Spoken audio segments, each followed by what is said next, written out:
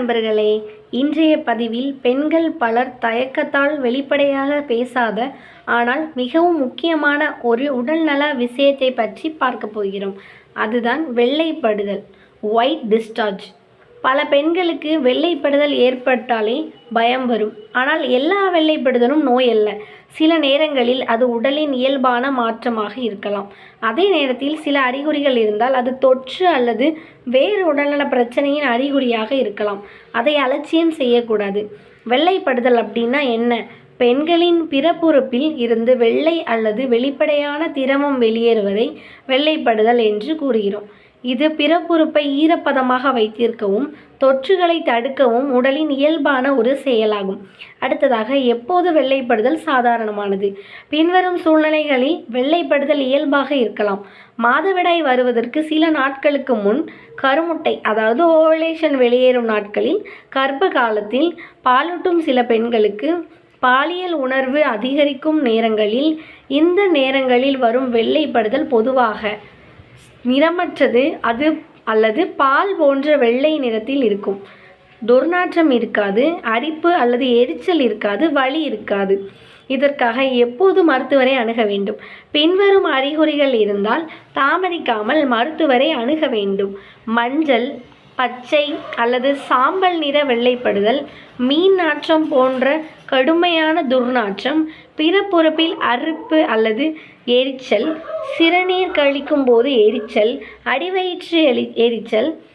அடிவயிற்று வலி, உடலுறவின் போது வலி, இரத்தம் கலந்த வெள்ளைப்படுதல், காய்ச்சலுடன் வெள்ளைப்படுதல்.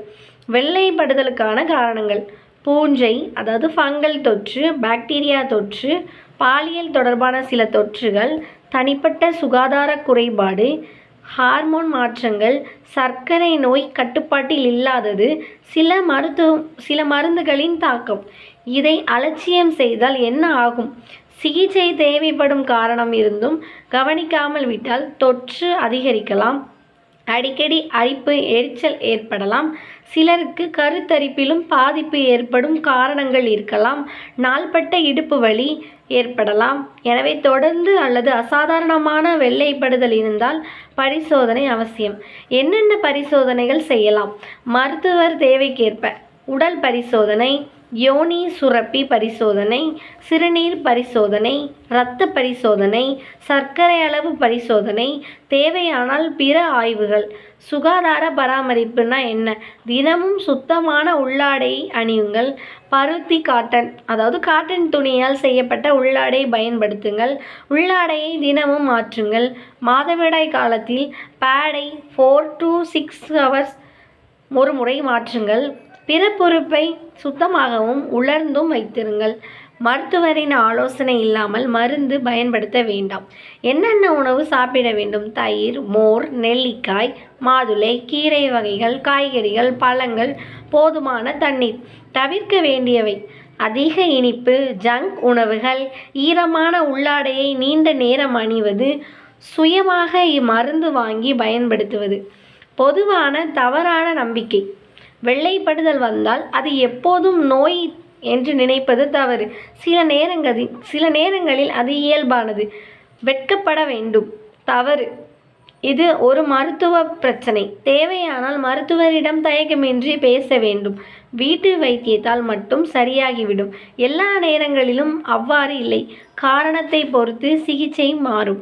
சித்த மருத்துவம் உட்பட எந்த மருத்துவ முறையிலும் சிகிச்சை பெறும் முன் வெள்ளைப்படுதலுக்கான காரணத்தை முதலில் மருத்துவர் கண்டறிவது மிகவும் முக்கியம். அதன் பிறகே பொருத்தமான சிகிச்சையை தேர்வு செய்ய வேண்டும். தானாக மருந்துகளை எடுத்துக்கொள்வதை தவிர்க்க வேண்டும்.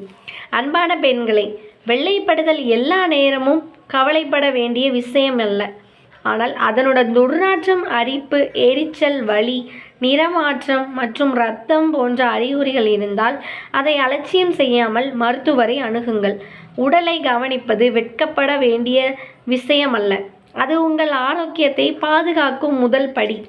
இந்த தகவல் உங்களுக்கு பயனுள்ளதாக இருந்தால் உங்கள் குடும்பத்தினருடனும் நண்பர்களுடனும் பகிருங்கள்.